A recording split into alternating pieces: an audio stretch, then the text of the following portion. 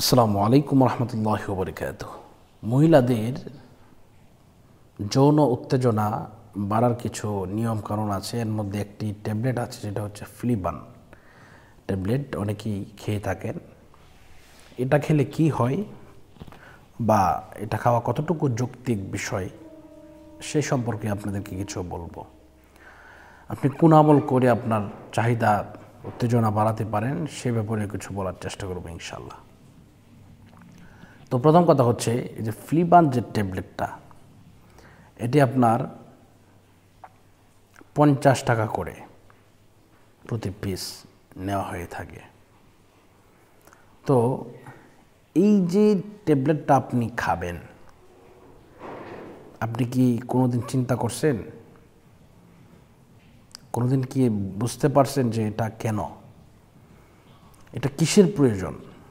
ডাক্তাররা বলে দেবে যে আপনার উত্তেজনা বেড়ে যাবে। তো আপনি হঠাৎ করে উত্তেজনা বাড়ালেন,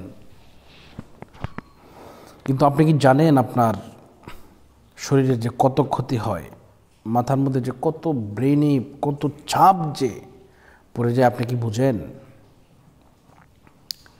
এই সমস্ত বিষয় হচ্ছে আল্লাহ পাক রব্বুল আলামিনের সুবহানাহু ওয়া তাআলার নিয়ামত।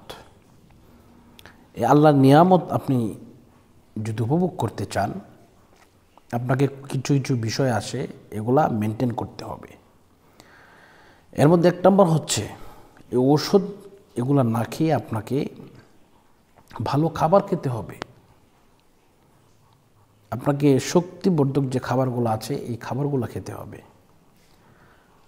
আপনার পৃথিবীর সমস্ত ডাক্তার যদি একসাথে আপনি জমা করেন, সমস্ত কবিরাজকে যদি একসাথে জমা করেন, আমার কথাকে যদি কেউ ফেলতে পারে, আমি তাকে পুরস্কৃত করব।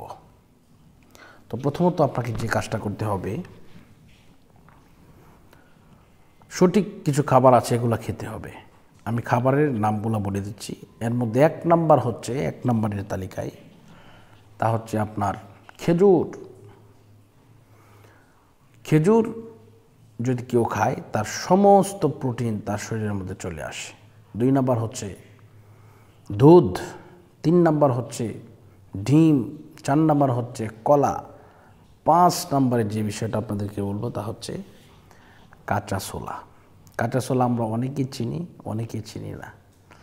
কাঁচা ছোলা হচ্ছে এমন একটা জিনিস যেটা দোকানে পাওয়া যায়। এটা রাতে ভিজিয়ে রাখবেন, সকালে খাবেন এবং পর্যাপ্ত পরিমাণে ব্যায়াম করবেন, ঘুমাবেন। দেখবেন ইনশাল্লাহ আপনার সব কিছু ঠিক হয়ে যাবে, কোনো কিছু খেতে হবে না। অযথাই ওইসব বড়ি খেয়ে জীবন ধ্বংস করবেন না। আল্লাহ পাক আমাদের সকলকে হেফাজত করুন। ফাল্লাহু খায়রুন হাফিজাও ওয়া হুয়া আরহামুর রাহিমিন। আজকের মতো এই পর্যন্তই বিদায় নিচ্ছি। আসসালামু আলাইকুম রহমতুল্লাহি ওয়া বারাকাতুহু।